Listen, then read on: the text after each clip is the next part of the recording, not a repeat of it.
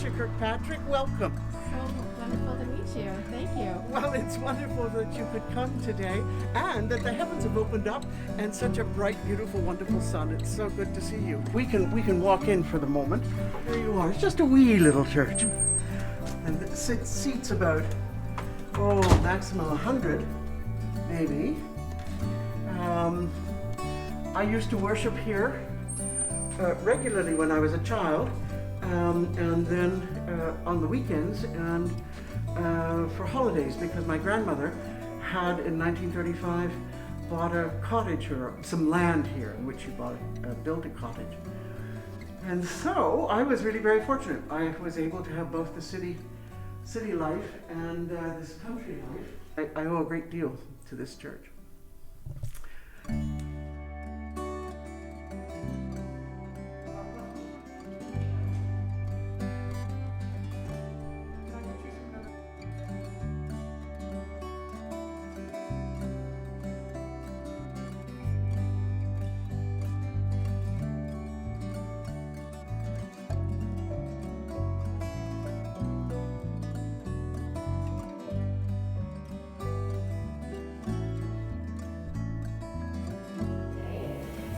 I would really love to learn a little bit more about your theology in the Laurentians project.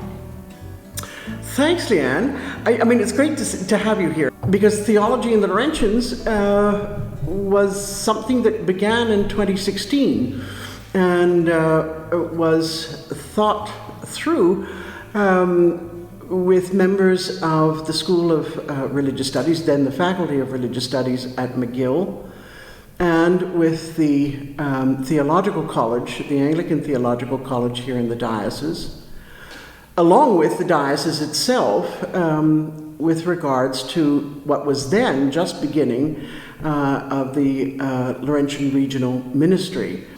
In any case, this idea I came to in an attempt to allow some venues in the diocese to begin to think of the possibility of putting on theological courses for credit.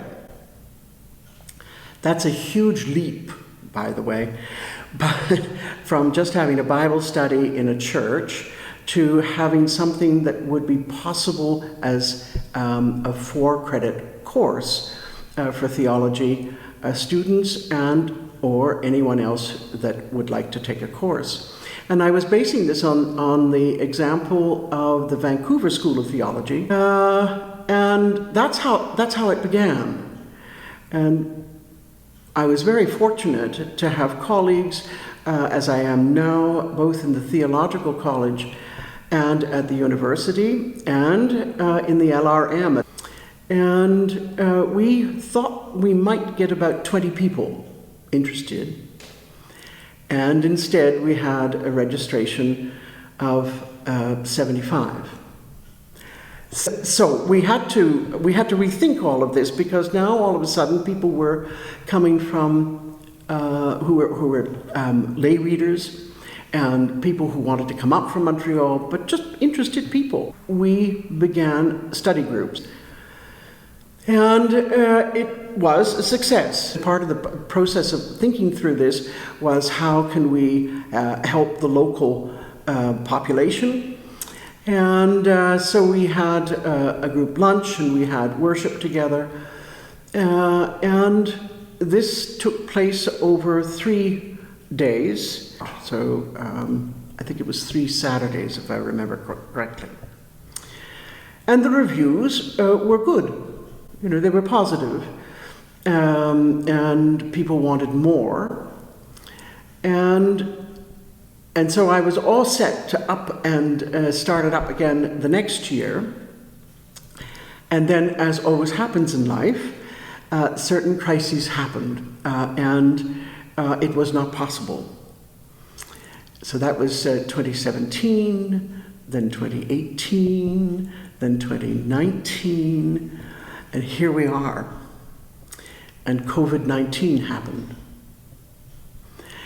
And it was José Lemoine, who is the team leader now here in the Laurentian Regional Ministry, who phoned me up and asked me whether or not I would be willing to put on some kind of a program for people. And I thought, aha, maybe this is the Spirit moving. So I said, well, I certainly would be willing to think about it. I immediately picked up the phone to the director of studies at the director of religious studies at McGill, who said, fantastic, wonderful program, Brueggemann Seminar, call it the Brueggemann Seminar. So I said, all right, so you're on board, we can use the logo, we're in partnership with the LRM, with the Diocese of Montreal, with the Theological College. Yes. And so with that, we then developed the second iteration of theology in the Laurentians. Again, we chose the latest book of Walter Brueggemann, a book entitled Materiality as Resistance, to study. And again, I really literally was thinking of 15 to 20 people in a seminar. And at the moment, our numbers are at 68. But one of the other reasons for doing this was, of course, because people were feeling a little bit blah and down. They hadn't been able to congregate together in their separate congregations. And so this was an attempt, at least, to bring people together in a different way, in a different configuration, and be positive about things and say, even in this kind of situation, we can begin to think differently about the church and differently about how the Spirit works and differently about our discipleship. So let's get with it. I want everybody who wants to come to be able to come. I don't care whether they have a degree. I really don't. I really, really don't. I don't care whether they're studying for a degree, but I want individuals who are committed to their baptismal vows to look at this kind of material with this visiting professor or not.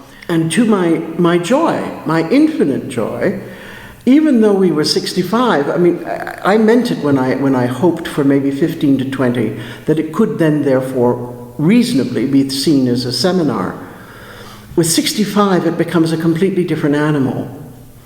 But I was just overjoyed to see with what alacrity these individuals have taken to the technical issues of having things online. And we're talking about people who are ranging in age from 28 to 103. The ability to bring together any number of people of any number of ages. The sole criteria is that you be a person of faith who is searching to understand in better ways your baptismal vows, to better understand how to live those out with integrity.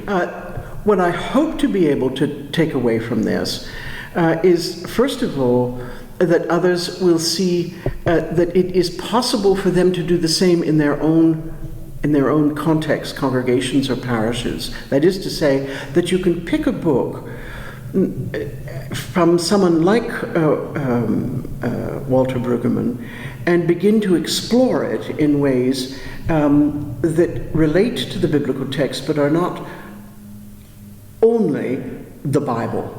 In other words, it's a different way almost of doing Bible study. And that theology and theological categories move in and out of daily living and daily life.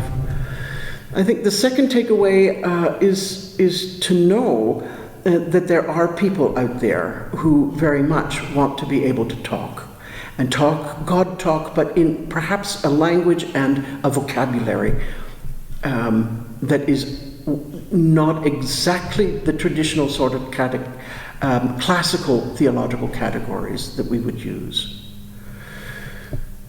And I suppose that's the only, and the third takeaway would be then that it gives me enough energy to move forward with a project that may come to be 5 years down the line in some kind of a summer school here in Montreal. Also, thanks ever so much.